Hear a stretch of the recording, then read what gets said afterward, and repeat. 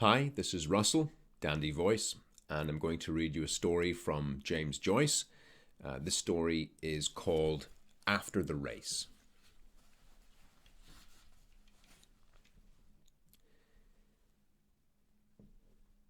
The cars came scudding in towards Dublin, running evenly like pellets in the groove of the Naas Road.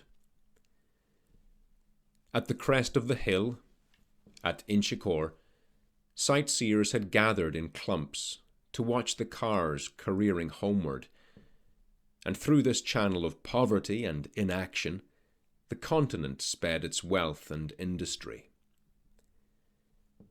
Now and again, the clumps of people raised the cheer of the gratefully oppressed. Their sympathy, however, was for the blue cars, the cars of their friends, the French. The French, moreover, were virtual victors. Their team had finished solidly.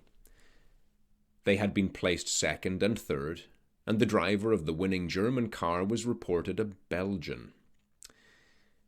Each blue car, therefore, received a double measure of welcome as it topped the crest of the hill, and each cheer of welcome was acknowledged with smiles and nods by those in the car. In one of these trimly built cars was a party of 4 young men, whose spirits seemed to be at present well above the level of successful Gallicism. In fact, these 4 young men were almost hilarious. They were Charles Seguin, the owner of the car, André Rivière, a young electrician of Canadian birth, a huge Hungarian named Vilona, and a neatly groomed young man named Doyle. Seguin was in good humour because he had unexpectedly received some orders in advance.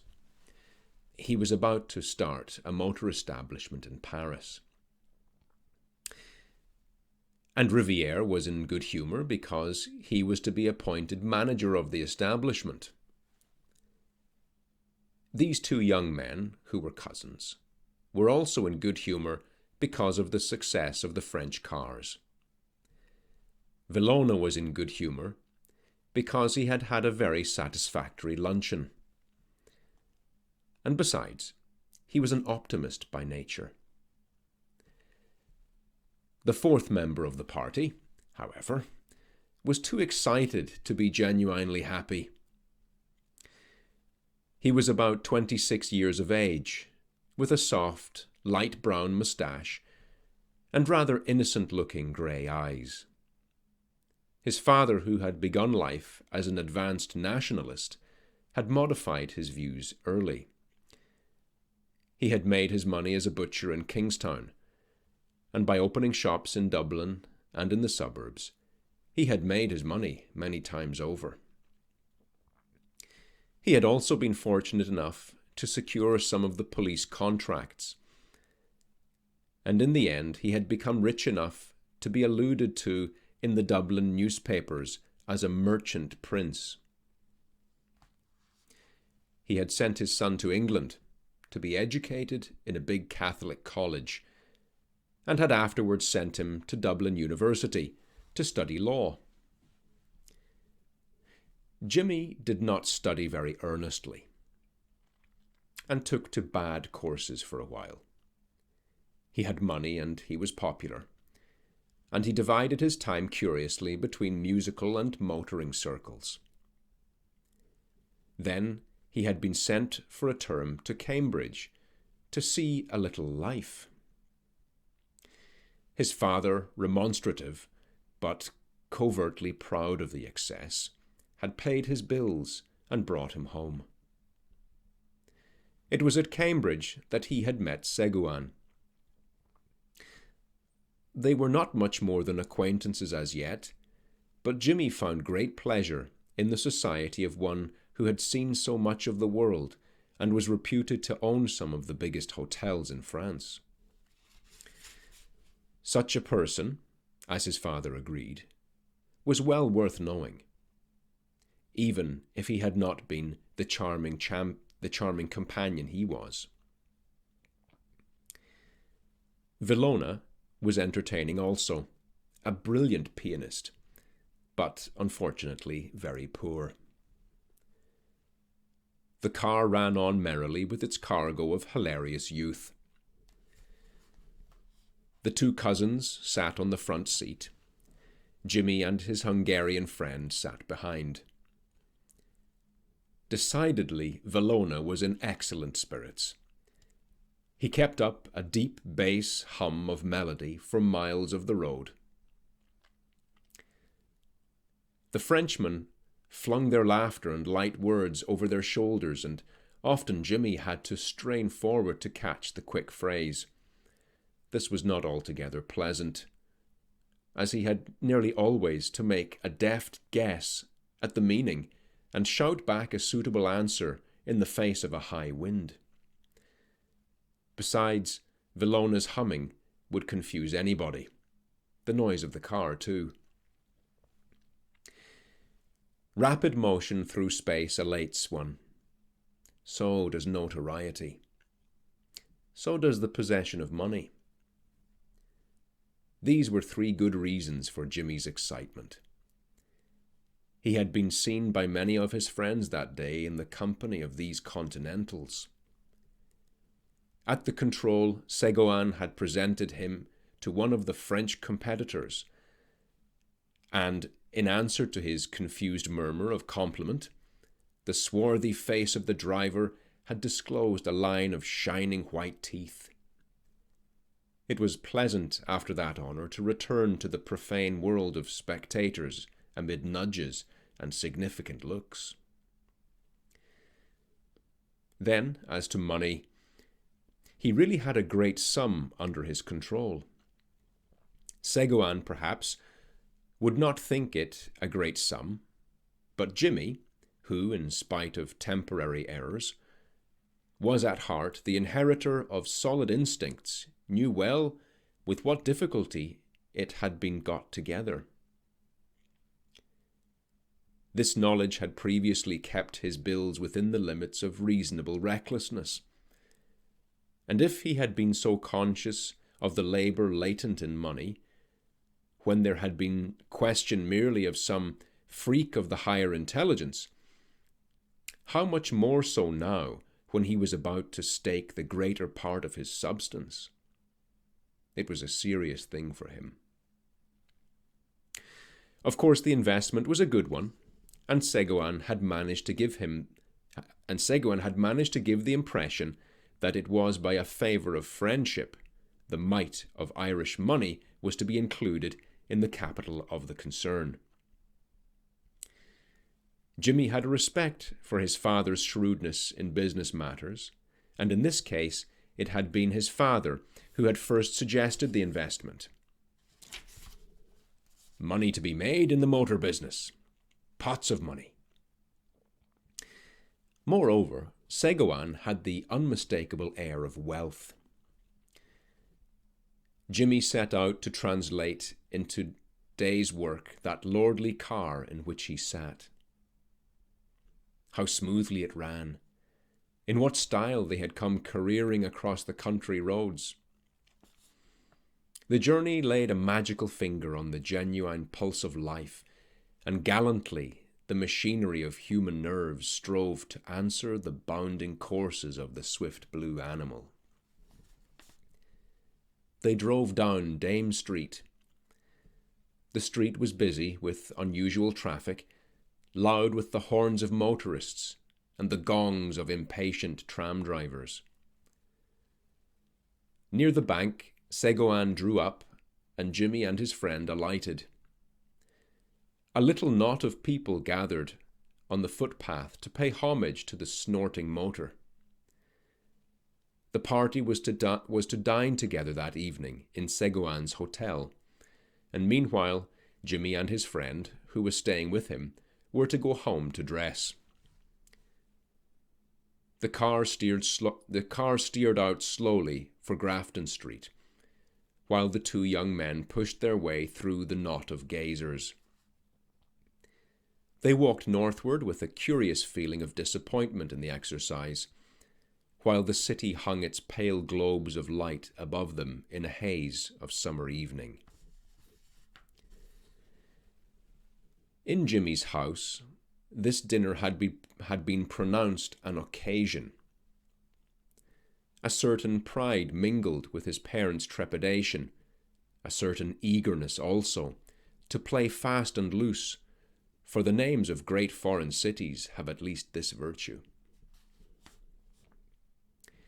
Jimmy, too, looked very well when he was dressed, and as he stood in the hall, giving a last equation to the bows of his dress tie, his father may have felt even commercially satisfied at having secured for his son qualities often unpurchasable. His father, therefore, was unusually friendly with Villona, and his manner expressed a real respect for foreign accomplishments. But this subtlety of his host was probably lost upon the Hungarian, who was beginning to have a sharp desire for his dinner. The dinner was excellent, exquisite. Seguin, Jimmy decided, had a very refined taste. The party was increased by a young Englishman named Ruth, whom Jimmy had seen with Seguin at Cambridge. The young men supped in a snug room lit by electric candle lamps. They talked volubly and with little reserve. Jimmy, whose imagination was kindling, conceived the lively youth of the Frenchman twined elegantly upon the firm framework of the Englishman's manner. A graceful image of his, he thought, and a just one. He admired the dexterity with which their host directed the conversation. The five young men had various tastes, and their tongues had been loosened. Villona, with immense respect, began to discover to the mildly surprised Englishman the beauties of the English madrigal, deploring the loss of old instruments. Riviere, not wholly ingeniously, undertook to explain to Jimmy the triumph of the French mechanicians. The resonant voice of the Hungarian was about to prevail in ridicule of the spurious lutes of the romantic painters, when Seguin shepherded his party into politics. Here was congenial ground for all. Jimmy, under generous influences, felt the buried zeal of his father wake to life in him. He aroused the torpid Ruth at last. The room grew doubly hot, and Seguin's task grew harder each moment. There was even danger of personal spite. The alert host, at an opportunity, lifted his glass to humanity, and when the toast had been drunk, he threw open a window significantly. That night, the city wore the mask of a capital. The five young men strolled along Stephen's Green in a faint cloud of aromatic smoke. They talked loudly and gaily, and their cloaks dangled from their shoulders. The people made way for them. At the corner of Grafton Street, a short, fat man was putting two handsome ladies on a car in charge of another fat man. The car drove off, and the short, fat man caught sight of the party. "Andre! It's Farley!" A torrent of talk followed. Farley was an American. No one knew very well what the talk was about. Villona and Riviere were the noisiest, but all the men were excited.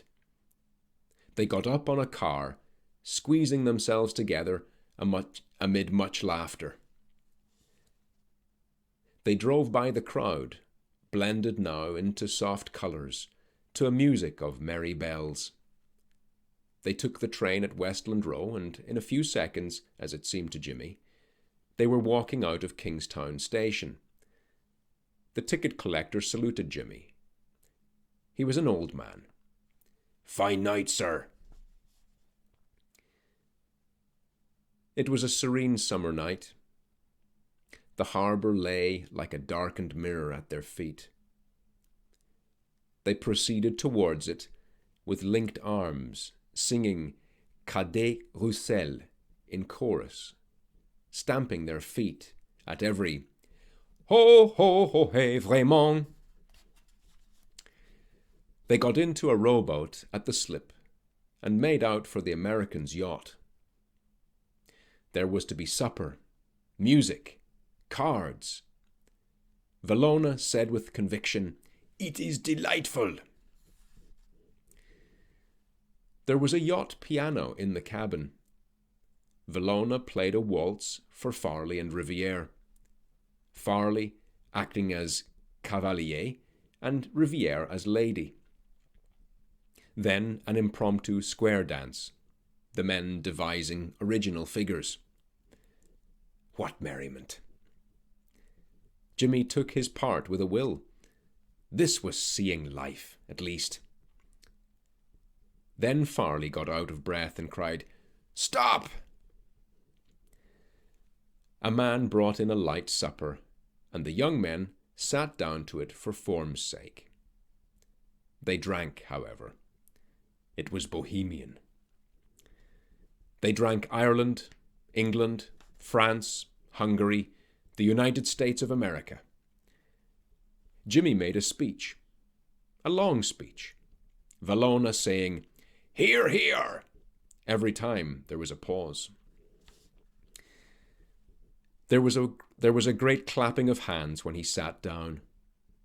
It must have been a good speech. Farley clapped him on the back and laughed loudly. What jovial fellows! What good company they were! Cards! Cards! The table was cleared. Valona returned quietly to his piano and played voluntaries for them. The other men played game after game, flinging themselves boldly into the adventure. They drank the health of the Queen of Hearts and of the Queen of Diamonds. Jimmy felt obscurely the lack of an audience. The wit was flashing. Play ran very high and paper began to pass. Jimmy did not know exactly who was winning, but he knew that he was losing. But it was his own fault, for he frequently mistook his cards, and the other men had to calculate his IOUs for him. They were devils of fellows, but he wished they would stop. It was getting late. Someone gave the toast of the yacht, the Belle of Newport, and then someone proposed one great game for a finish. The piano had stopped. Valona must have gone up on deck. It was a terrible game. They stopped just before the end of it to drink for luck. Jimmy understood that the game lay between Routh and Seguin. What excitement! Jimmy was excited too. He would lose, of course. How much had he written away? The men rose to their feet to play the last tricks, talking and gesticulating. Routh won. The cabin shook with the young men's cheering, and the cards were bundled together. They began then to gather in what they had won. Farley and Jimmy were the heaviest losers. He knew that he would regret in the morning, but at present He was glad of the rest, glad of the dark stupor that would cover up his folly. He leaned his elbows on the table and rested his head between his hands, counting the beats of his temples. The cabin door opened, and he saw the Hungarian standing in a shaft of grey light. "Daybreak, gentlemen!"